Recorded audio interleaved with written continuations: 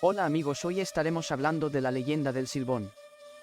El Silbón posee varias versiones de la historia, hoy conoceremos varias de ellas.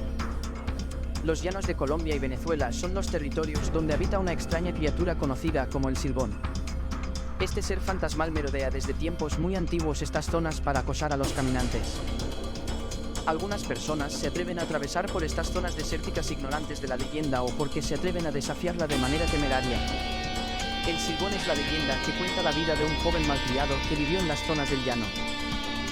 Este joven llanero fue desde muy pequeño toñeco, mimado y consentido por su familia, hasta llegar al punto de que todo capricho que se le antojaba se lo cumplían.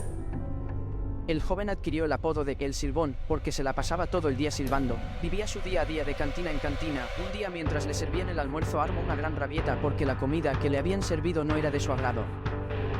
Tiró la comida al suelo y se levantó gritando que él deseaba era asadura, vísceras, de venado. Su padre, que siempre buscaba complacerlo en todo, tomó su escopeta y fue al bosque a cazar el venado. Lamentablemente su jornada no tuvo éxito.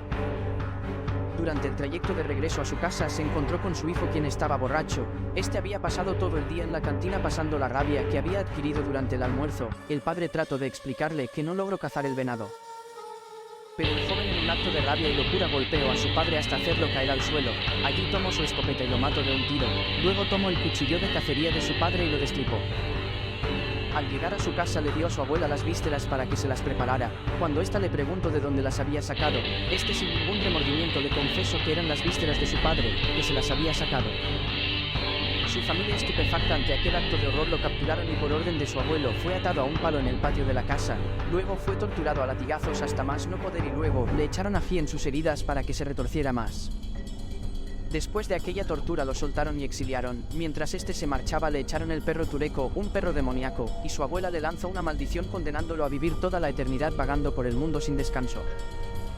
Cargando con los huesos de sus padres y siendo perseguido por el perro Tureco, quien le mordería los talones cada vez que lo alcance. Para poder cumplir con su condena, el joven regresó al lugar donde había dejado el cadáver de su padre, los cuales metió dentro de un saco y partió bosque adentro a cumplir con su maldición. Se dice que el silbido del Silbón sigue las notas musicales do, re, mi, fa, sol, la, si, en el mismo orden. Se cuenta que si escuchas el silbido muy cerca significa que este espectro está muy lejos, pero si lo escuchas muy lejano significa que se encuentra muy cerca, por lo cual estás en grave peligro.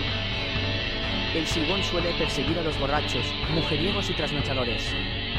A sus demás víctimas las suele desmembrar sin ninguna compasión y luego meter sus huesos dentro del saco. El Silbón es considerado uno de los espectros más peligrosos porque no suele reconocer entre personas buenas y malas. La leyenda cuenta que este ser suele escoger una casa, sentarse en la esquina de la misma a contar los huesos de su saco mientras entona su silbido. Si varios miembros de la casa logran escucharlo no pasa nada, pero si no lo oyen, una de las personas de ese hogar amanece muerto. Al igual que otras leyendas, el Silbón posee varias versiones sobre su origen. Uno de estos relatos cuenta que el Silbón asesinó a su padre porque encontró a este maltratando a su esposa.